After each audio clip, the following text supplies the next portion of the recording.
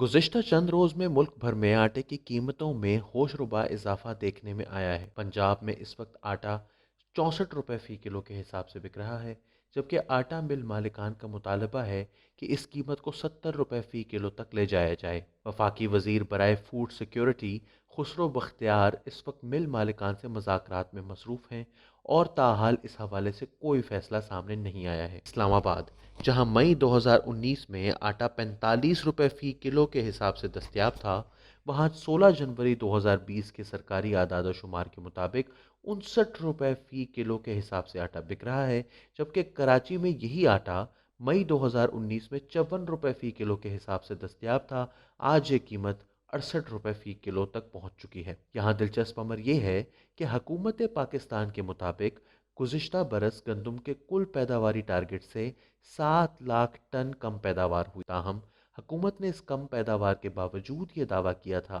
कि गंदम के ज़खायर ज़रूरत से कहीं ज़्यादा हैं, लिहाजा इसे बरामद किया जाएगा। इस फैसले की रोशनी में इदारा शुमारियात के मुताबिक सितंबर 2018 से लेकर जून 2019 तक 6,50,000 मेट्रिक टन गंदम बरामद की गई। इस बरामद शुदा गंदम की कीमत 18.5 अरब रुपए बनती है। ताहम मई 2019 में यह बात वाज़ेह हो चुकी थी कि गंदम के ज़खायर कम हो सकते हैं और फैसला किया गया कि वफाकी हुकूमत और चारों सूबाई हुकूमतें 62,25,000 मेट्रिक टन गंदम उठाएंगी, लेकिन जहां बाकी सूबों और वफाकी हुकूमत ने अपने अपने कोटे से कम गंदम खरीदी, सिंध हुकूमत ने बिल्कुल ही गंदम नहीं उठाई। मामला काबीना की इकनॉमिक कोऑपरेशन कमेटी यानी इक्तसादी राबता कमेटी में गया, जहां इब्तदा में तो फैसला ही ना हो सका कि इस उभरते हुए बहरान से बचने के लिए करना क्या है। गंदम की बरामद पर पाबंदी का फैसला भी ना किया जा सका। बिल आखिर 14 जुलाई 2019 को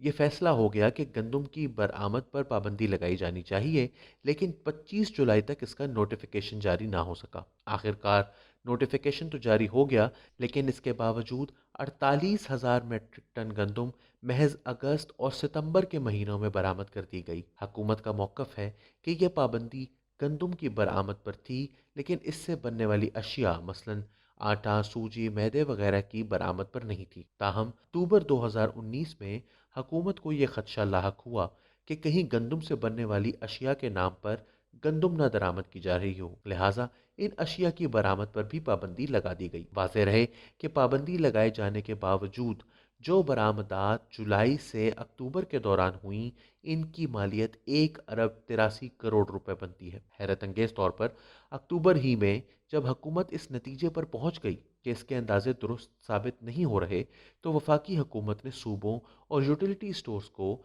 पास्को से मजीद गंदम उठाने की इजाज़त दे दी। सिंध हुकूमत को 4 लाख मेट्रिक टन गंदम उठाने की इजाज़त दी गई थी, जिसमें से उन्होंने सिर्फ 1,16,000 मेट्रिक टन गंदम उठाई। यूटिलिटी स्टोर्स को 2 लाख की इजाज़त दी गई थी, उन्होंने सिर्फ 1,000 मेट्रिक टन गंदम उठाई। बलूचिस्तान हुकूमत को 50,000 मेट्रिक टन गंदम उठाने की हिदायत की गई थी, उन्होंने 1 मन गंदम भी उठाने की जहमत नहीं की। खैबर पख्तूनख्वा हुकूमत को 3 लाख मेट्रिक टन गंदम अलाउ की गई थी, लेकिन उठाई सिर्फ 37,000 टन गई। अब वजीर आजम इमरान खान की सरबराही में काबीना ने फैसला किया है कि 3 लाख मेट्रिक टन गंदम दरामद की जाएगी। सवाल यह है कि हालात को इस नहज पर पहुंचने क्यों दिया गया। एक बहरान जब पैदा हो रहा था, उस वक्त इमरजेंसी फैसले क्यों ना लिए गए, और अब 3 लाख मेट्रिक टन गंदम दरामद की जा रही है, जबकि पाकिस्तान 6,50,000 मेट्रिक टन गंदम बरामद कर चुका है। क्या इसमें कोई किकबैक्स इन्वॉल्व हैं?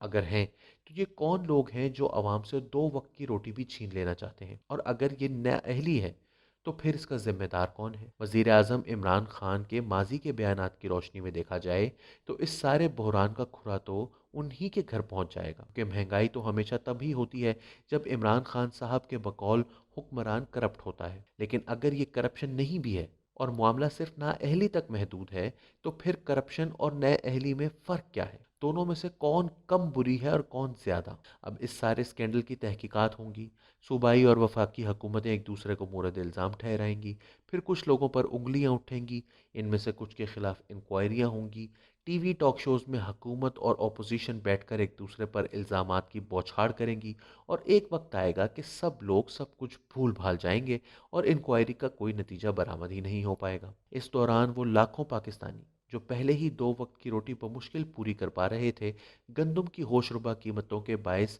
خود چکی میں پسیں گے، اور اس سارے کھیل سے کچھ لوگ پیسے کما کر مزید امیر تر ہو جائیں گے۔ دوسری جانب ساحل لدھیانوی کے الفاظ میں، لہلہاتے ہوئے کھیتوں پہ جوانی کا سما، اور دہقان کے چھپر میں نہ بتی نہ دھوں، یہ فلک بوس ملے دلکش و سیمی بازار، یہ غلاظت پہ جھپٹتے ہوئے بھوکے نادار، دور ساحل پہ وہ شفاف مکانوں کی قطار، سرسراتے ہوئے پردوں میں سمٹتے گلزار، در و دیوار پہ انوار کا سیلاب رواں، جیسے ایک شاعر مدہوش کے خوابوں کا جہاں۔ یہ سبھی کیوں ہے، یہ کیا ہے، مجھے کچھ سوچنے دے، کون انسان کا خدا ہے، مجھے کچھ سوچنے دے۔